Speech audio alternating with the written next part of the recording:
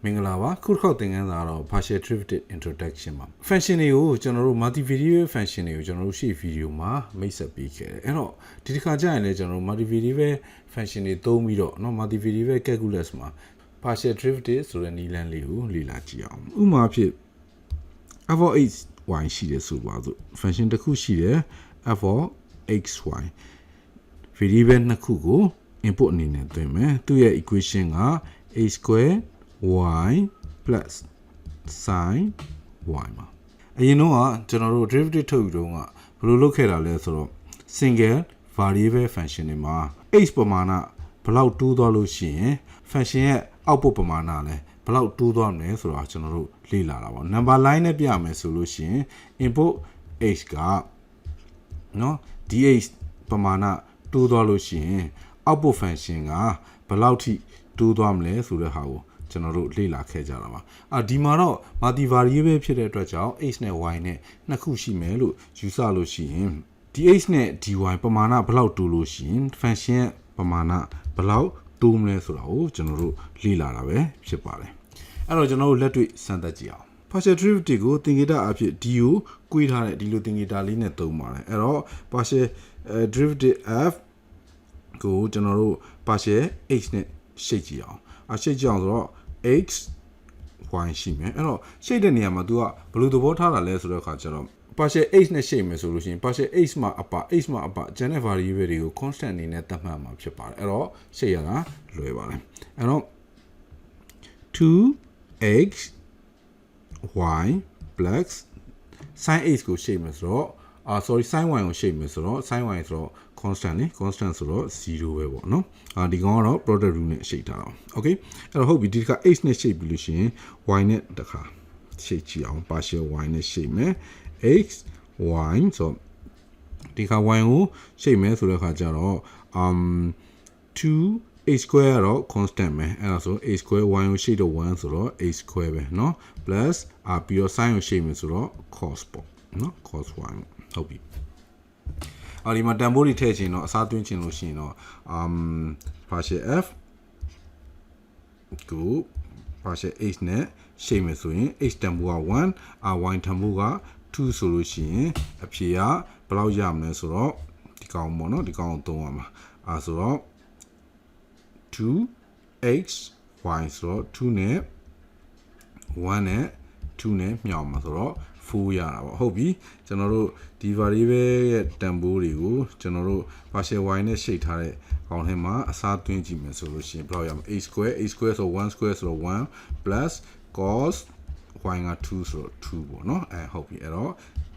ကျွန်တော်တို့ partial derivative ကိုရှာတတ်သွားပြီပေါ့အဲ့တော့ graph နဲ့ကြည့်ကြည့်အောင် partial derivative ကဘာကိုပြောတာလဲဆိုတော့ဒါကတော့ Khan Academy ကtutorial ပါအဲ့တော့ဒီမှာ f x y မှာ h square y plus sin y ဆိုတဲ့ကျွန်တော်ရဲ့ခုန equation လေးရှိပါတယ်အဲ့ဒါကိုဒီမှာ graph နဲ့ partial derivative ထုတ်ယူတယ်ဆိုတာဘယ်လိုဟာမျိုးလဲဆိုတော့လေ့လာကြည့်အောင်ပထမအဆုံး partial f ကို partial h နဲ့ရှေ့မယ် h တန်ဖိုးက -1 y တန်ဖိုးက1ပေါ့နော်အဲ့တော့ဒီမှာဆိုလို့ရှိရင်ဒီ dot line လေးက h ဝင်ရိုးဖြစ်တယ်ဒီ line လေးက y ဝင်ရိုးဖြစ်တယ်ဒီအပေါ်ထောင်းနဲ့ဒီကောင်လေးကz ဝင်ရိုးပေါ့နော် h က -1 y က1ဆိုတော့ဒီမှာ h ဝင်ရိုးလေ h ဝင်ရိုးဆိုတော့ဒီမှာ h -1 နေရ y က1နေရဆိုတော့ y ကဒီဘက်မှာเนาะ y 1နေရပါเนาะအဲ့တော့အခုဒီမှာ partial f ကို partial h နဲ့အဲ့လိုရှေ့လိုက်မယ်ဆိုတော့ကကျွန်တော်တို့ h ကိုရှေ့မှာပေါ့เนาะအဲ့တော့ h ကိုရှေ့မယ်ဆိုရင် y ကိုကျွန်တော်တို့က constant အနေနဲ့မှတ်ထားပါမယ် constant y တန်ဖိုးက1ပဲเนาะ1အနေနဲ့ယူဆပြီးတော့differentiate လုပ်ရမှာဖြစ်ပါတယ်အဲ့ဒါကို graph နဲ့ကြည့်တဲ့အခါကျတော့ဘာဖြစ်တာလဲဆိုတော့ y တန်ဖိုး1နေရာမှာ plane တစ်ခုနဲ့ဖြတ်ချလိုက်တာအဲ့ဒါ partial derivative ပဲအဲ့ဒီကောင်ရဲ့ slope ကလေးကိုကျွန်တော်တို့ကယူတာက partial derivative ပဲဒီမှာဆိုရင် plane တစ်ခုနဲ့ဖြတ်ချလိုက်တယ်เนาะ y တန်ဖိုး1ရှိတဲ့နေရာမှာ plane တစ်ခုနဲ့ဖြတ်ချလိုက်တယ်အဲ့လိုဖြတ်ချပြီးအဲ့ဖြတ်ချတဲ့ curve ကိုကျွန်တော်တို့က derivative ရှာတာပဲဒါက dx ပမာဏဘယ်လောက်တိုးရင် partial f ကလည်းဘယ်လောက်တိုးမလဲ function ကလည်းဘယ်လောက်တိုးမလဲဆိုတာပါပဲเนาะအဲ့တော့ y တန်ဖိုးကိုတနေရာမှာထားပြီး constant လုပ်ထားတာပါအခုနေရာကတော့အနီးဆက်လေးရှိတဲ့နေရာကတော့ y တန်ဖိုး1နေရာပါအဲ့လိုပဲတခြားကြိုက်တဲ့နေရာမှာထားပြီး constant ချိန်လို့ရပါတယ်ဒါဆိုအဲ့လိုဖြတ်ချလိုက်ရင်အခု curve လေးထွက်လာတယ်အဲ့ curve ရဲ့ tangent line ပေါ့เนาะ tangent line ကိုကျွန်တော်ကြည့်အဲ့နေရာမှာ -2 ဆိုတော့အောက်ကို side ဆင်းတယ်စောက်ထိုးကြီးဖြစ်နေတယ်တကယ်တော့ partial derivative ဆိုတာဒါပါပဲကျွန်တော်တို့ရဲ့ speed ကိုကျွန်တော်တို့ constant လုပ်ထားတဲ့ plane တစ်ခုနဲ့ဖြ ဖြတ်ချပြီးတော့အဲ့ဒီ curve ကိုကျွန်တော် derivative ရှာလာပါပဲ h ပမာဏလေးဘယ်လောက်တိုးလို့ရှိရင် function output ပမာဏလည်းဘယ်လောက်တိုးမလဲဆိုတာကိုလေ့လာတာပါပဲအဲ့တော့ကျွန်တော်နောက်တစ်ခါh ကို constant ထားပြီးတော့ y နဲ့ shape မှာ graph နဲ့ပြန်ကြည့်အောင်ကြော်လိုက်မယ်ကျွန်တော်เนาะဒါဆိုရင်ဒါ h ရဲ့နေရာ -1 မှာ constant ထားရတာပါ -1 မှာမဟုတ်တော့ကြိုက်တဲ့နေရာထားလို့အဲ့နေရာမှာဖြတ်ကြည့်လိုက်လို့ရှိရင် curve လေးရှိတယ်အဲ့ curve ရဲ့ derivative ကိုရှာတာပါပဲ partial derivative ဆိုတာတကယ်တော့ဒီကောင်ပဲဖြစ်ပါတယ်တွက်ချက်မှုလေးတွေလုံးမကြည့်ခင်မှာကျွန်တော်နောက်တစ်ခါထပ်ပြောမယ် partial derivative ဆိုတာ partial f ကိုကျွန်တော်တို့ partial x partial y နဲ့အဲ့လိုရှိတာပါပဲ function တစ်ခုမှာ input တွေကအများကြီးရှိနိုင်ပါတယ် input x y something ရှိနိုင်တာပေါ့เนาะအဲ့တော့ partial derivative ဆိုတာကျွန်တော်တို့ရှိလိုက်တဲ့ကောင်ကိုလွဲပြီးရင်ကျန်တဲ့ကောင်တွေကို constant အနေနဲ့သတ်မှတ်ပြီးတော့ derivative ကိုရှာတာဖြစ်ပါတယ်အရင်တုန်းကရိုးရိုး single variable function တွေတုန်းကကျွန်တော်တို့ differentiate တဲ့ခါကျရင် a square ပေါ့เนาะ f of x က a square ဆိုရင်df by dh ဥပမာ a ဆိုလို့ရှိရင်ဒါပါအဓိပ္ပာယ်လဲဆို limit h က0ကိုချင်းကပ်သွားတဲ့အချိန်မှာ function of a plus h minus f of a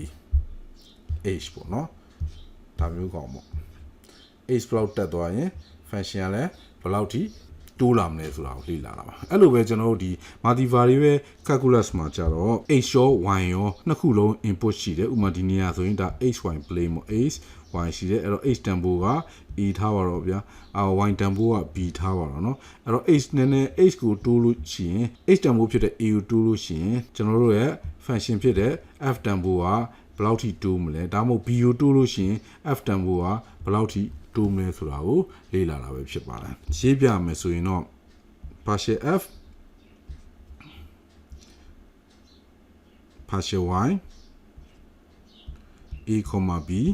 ဒါက limit h က0ကိုချင်းကပ်သွားတဲ့အချိန်မှာ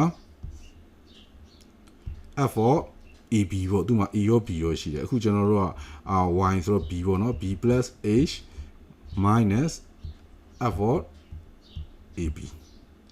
h ပေါ့နော်ဒါပါပဲအဲ့တော့ဒါလိုပြရင်မျက်စိလဲနေမယ်ခဏနေကြာရင်ပို့စာလေးတွေလေ့လာကြည့်အောင်အကြရင်လွယ်သွားမှာပါ next video တော့အောင်ကျေးဇူးတင်ပါတယ်